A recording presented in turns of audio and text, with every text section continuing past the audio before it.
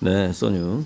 저번에 우리 두뇌의 작동 원리가 양자 얽힘이나 중첩으로 이루어져 있다는, 그리고 이제 이거 안 달아줬네요. 그러고 보니까 댓글에 이거 다중우주 우주먼지하고 두뇌의 양자 원리 달아드린다고 해놓고서는 댓글 못 달았네요. 그래서 이 영상 하단에 또 다시 한번 달고, 또 저번에 댓글 달겠다고 한데 복사해서 달도록 하겠습니다. 오늘은 이제 지금 현 대통령이 탄핵될지 안 될지도 모르는 그런 상황인데, 차기 잠룡들은 자기 공약 개발팀을 가동에 들어가고 있습니다. 왜냐하면 조기 대선을 할 수도 있기 때문에. 그래서 이제 제가 이제 문화예술 쪽에 정책을 이제 제안하는 자문으로 이제 화가 중에서, 그러니까 작가 중에서, 그림 그리는 작가 중에서 작가를 2명인가 뽑았는데, 아무튼 저 말고는 없는 것 같은데, 아마 화가 중에서 유일하게 제가 들어간 것 같은데요.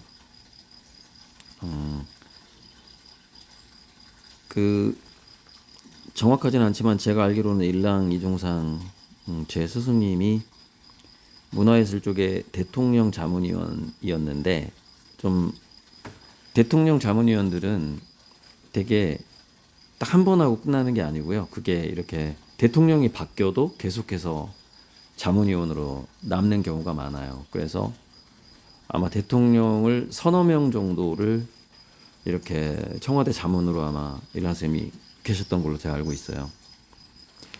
그리고 이제 이런 정책 제안 팀도 전현직, 정확한 명칭이 청와대 자문위원인지 대통령 자문위원인지 모르겠어요. 각 분야마다 자문위원이 있어요. 대통령 뭐 정치, 경제, 문화, 과학 뭐 다 있어요. 이제 그 팀들이 움직이는 거예요. 그 대선하기 전에는 이제 공약을 짜야 되고 발표를 해야 되기 때문에.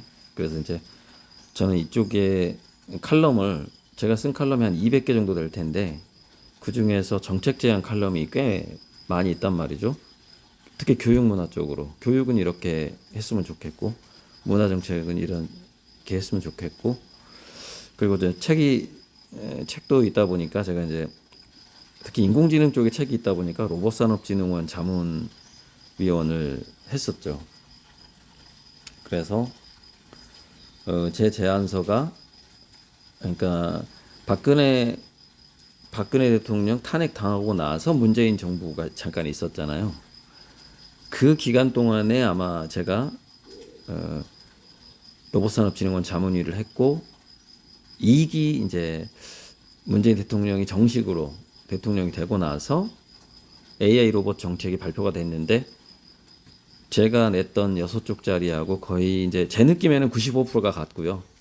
한 75%는 문장이 아예 똑같더라고요. 그래서 누군가가 제 문서를 채택을 해서 했구나, 이제 그런 걸 느낀 적이 있었는데, 그래서 이제 문서를 전체 한 20쪽 이상을 보냈는데, 이거죠. 이게 한 10가지 정책 제안인데, 제가 그동안 써왔던 것들이에요. 여기 보면은 시니어 정책, K-팝 정책, 그다음에 6차 산업, 문화와 1차 산업이 결합된 6차 산업을 지방에 어떻게 이끌어 갈 것이냐라는 것, 그다음에 미래형 창업 디자인 스쿨을 만들자, 21세기형 창업 디자인 스쿨을 만들자라는 제안서, 그다음 다문화 가정, 우리나라에 다문화 가정이 많은데 한국에 더 잘 적응할 수 있도록 어떤 사업을 해보자, 사회적 기업 창업 제안서 뭐 이런 것들을 쭉 제시했는데, 좀 정리 좀 해달라고 계속 부탁을 하네요. 그래서 일단은 탁 떠오르는 거 뭐냐. 그래서 제가 두 개를 보냈는데, 첫 번째, 이제 우리나라가 샌드위치가 됐잖아요. 중국이 너무나 따라오고 그걸 샌드위치라고 그러죠. 인건비로도 안 되고, 그다음에 디자인이나 소프트웨어에서 뭐 영국이나 미국을 압도적으로 따라잡은 것도 아니고, 이걸 샌드위치 상황이라고 하는데,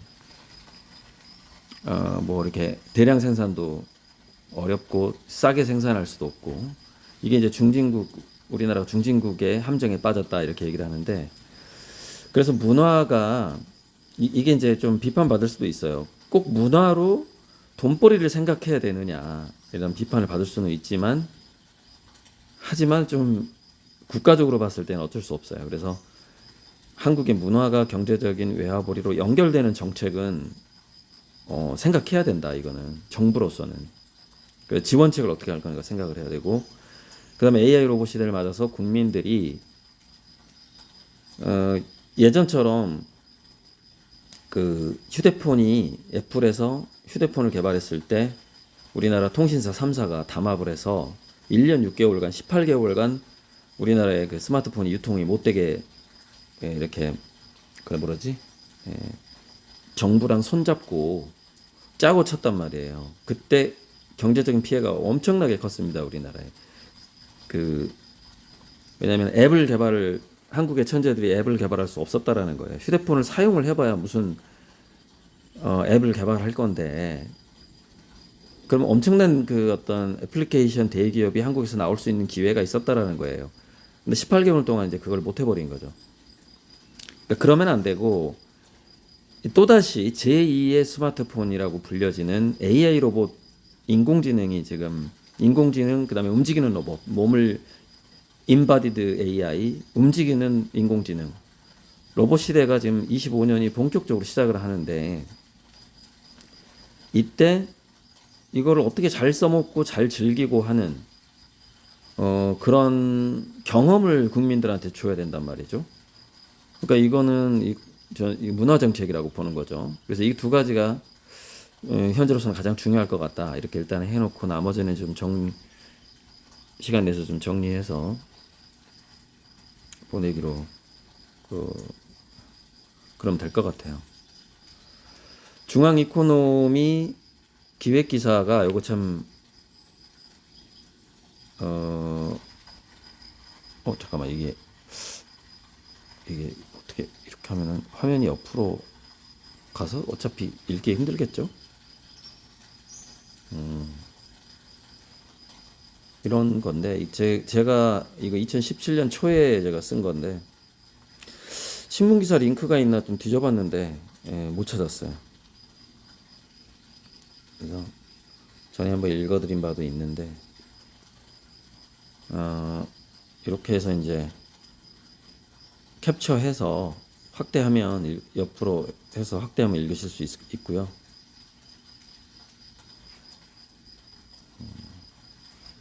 저는 이제 이렇게 읽어야 될 것 같은데, 그때 이제 기자가 질의응답시로, 기획기사 칼럼이 아니라 기획기사니까 질의응답시로 해달라고 그래가지고 질문도 제가 하고, 이제 기자의 의견도 좀 받아들였고, 근데 신문에 어떤 제목으로 나갔는지 정확히 모르겠네요. 아마 신문에는 이렇게 나갔을 거예요. 무인화 시대에 어쩌고 저쩌고 이렇게 나갔을 거예요. 그러니까 사람이 없이 돌아가는 어떤 경제, 점점 무인화가 되는데 이거 어떻게 해야 되냐라는 그런 기획 기사였는데, 인공지능이 사람의 일자리를 줄이고 있다. 그리고 새로운 일자리가 생길지는 아무도 모른다. 그럼 어떻게 우리가 공존해야 하는가? 인공지능 로봇 무인 자동화 시대 일자리 전망의 혼돈 상황에서 더 중요한 관점은 새로 생기는 일자리들이 기존 교육법이나 직업진로 체험으로 접근할 영역이 아니라는 것이다.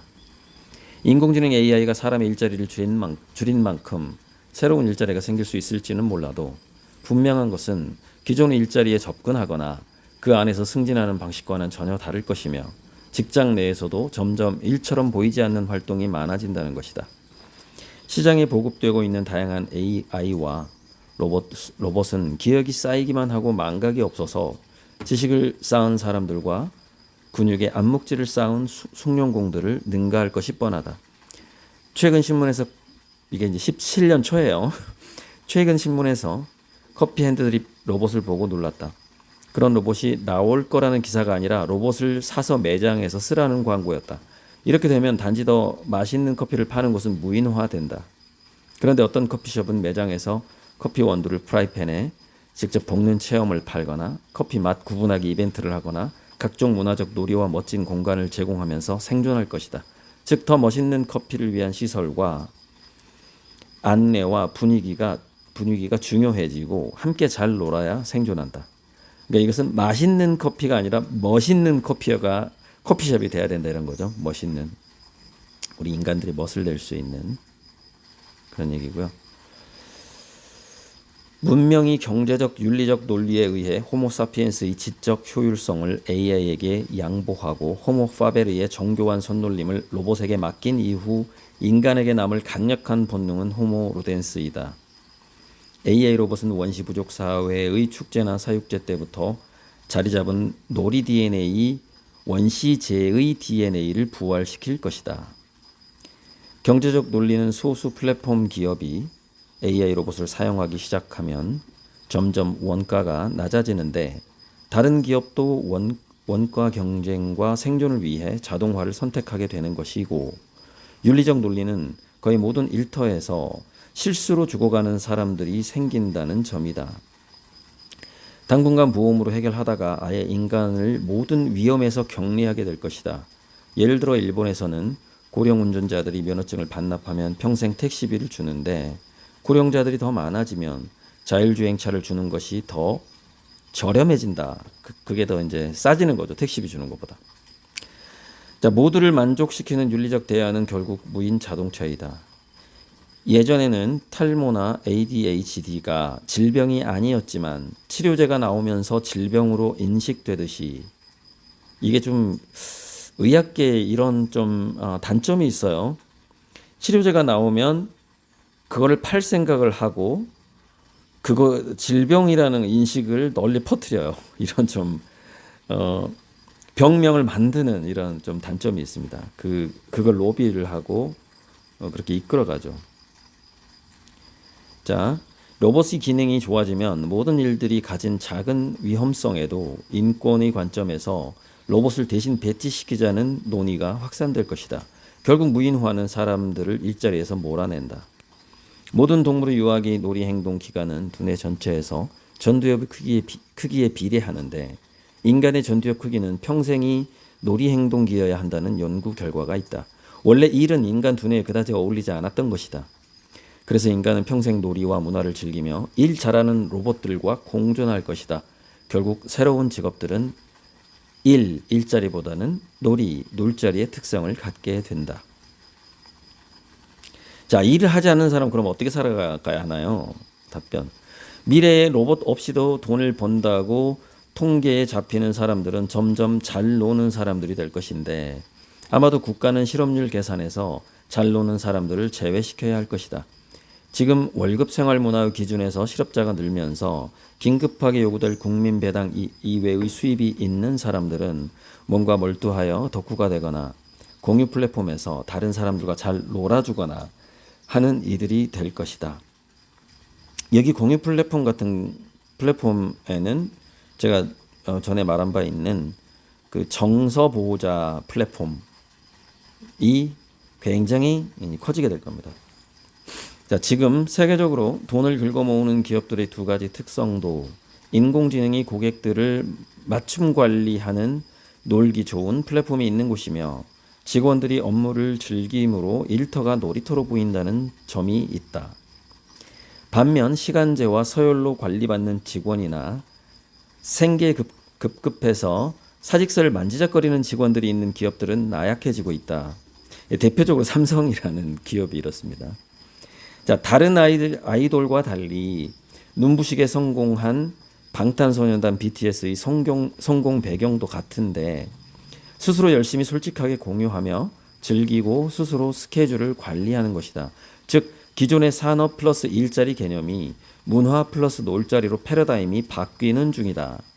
따라서 일과 놀이가 구분이 어려운 미래 인간들은 은퇴자들의 도시 선시티처럼 모든 연령대가 국민 배당을 받으며 취미를 즐기며 살게 될 터인데, 앞으로 국가는 출생 은퇴 개념을 미리 생각해 봐야 한다. 나이가 어려도 은퇴자로 보고 정책을 설계할 시점이 되었다는 얘기다. 기존의 일자리가 그리 빨리 없어지겠느냐고 반문하는 사람들이 있다. 자동화 시대에 AI 플랫폼 속으로 기업과 산업들이 흡수되는 상황에서는 인간들이 새로 갈 일자리는 없고 소수의 숙련공들이 남아 AI 로봇의 빈틈을 채우며 암묵지를 전수하게 된다. 따라서 미래 세대는 출생하자마자 은퇴자라는 관점으로 인권 차원의 활동권을 제공해야 한다. 한나 아렌트가 일찍이 인간의 조건으로 정리한 세 가지 활동은 노동과 작업과 행위인데, 그중 노동과 작업은 인간의 개성을 요구하지 않지만 행위는 개성을 살려서 새로운 삶의 현장을 만들 것이라 했다. 여기서 활동권은 개성을 존중하는 조건에서 기존의 일이나 여가 생활까지의 모든 활동이지만, 노동과 작업은 급격히 AI 로봇의 몫이 되어갈 것이다. 일자리가 놀자리로 전환되는 과정에서 지속되는 것은 인간의 활동권 보장에 대한 요구일 것이다. 여기서 이 활동권이란 말은 제 기억으로는 제가 처음 만든 말이에요. 예전에 칼럼 쓸 때 한나 아렌트의 노동 작업 행위에 대한 그 부분을 보고서 미래 인간은 행위하는 인간이 점점 많아지겠네라는 생각이 들었고, 그것을 행위권이라고 하면 이상하잖아요. 그래서 활동권이라는 말을 그때 만들었어요. 그래서 칼럼에다 활동권이라는 용어를 아마 제가 어쨌건 뭐 국내 뭐 어떻게 제가 처음 쓴 용어일 겁니다, 이게. 인공지능 시대의 인간이 행복을 누리기 위해서 무엇이 가장 중요하다고 보는지요? 답변. AI 로봇이 기능적으로 대통령부터 바리스타까지 인간의 거의 모든 생산적 일을 대체할 수 있는 시대가 왔다고 보고, 인간이 행복을 누리기 위한 조건들을 살펴보자. 일단 농번기가 아닌 때의 즐길거리와 신화와 문화를 만들어 놀던 기억이 중요하다. 은퇴한 사람들은 아직 일자리가 없던 청소년기에 친구들과 놀던 기억을 더 오래, 더 아름답게 추억한다.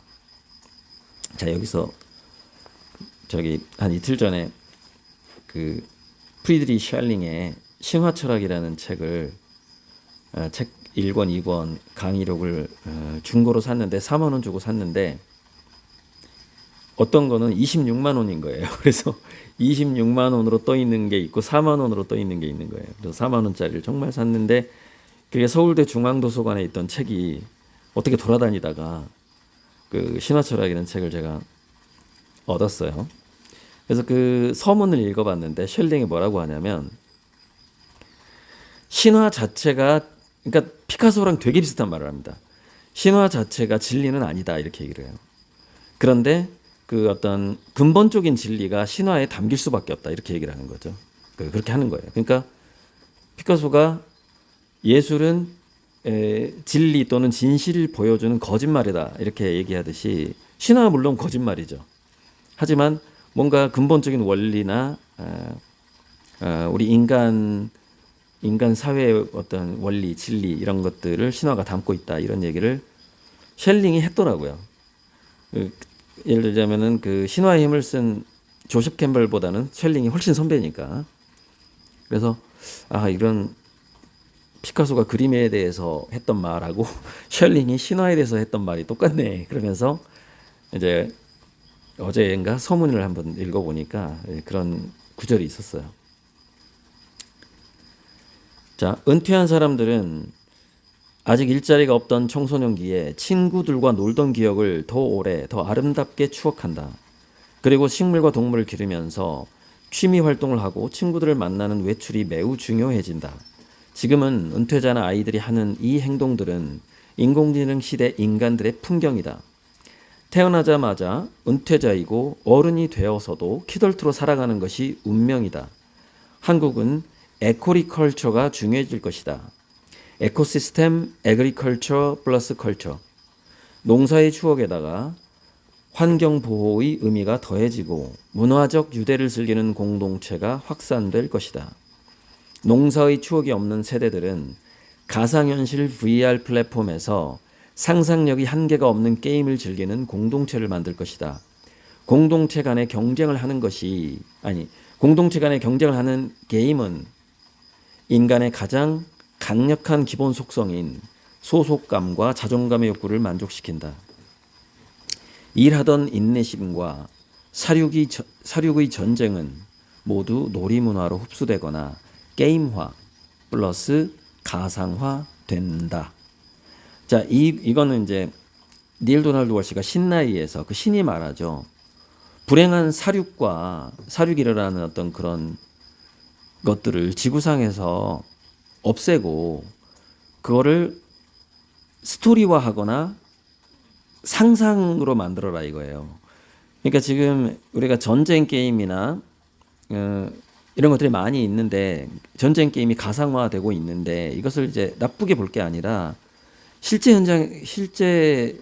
사륙의 그런 어떤 전쟁을 게임 속으로 집어넣자라는 점에 있어서는 굉장히 긍정적인 것입니다. 그것이.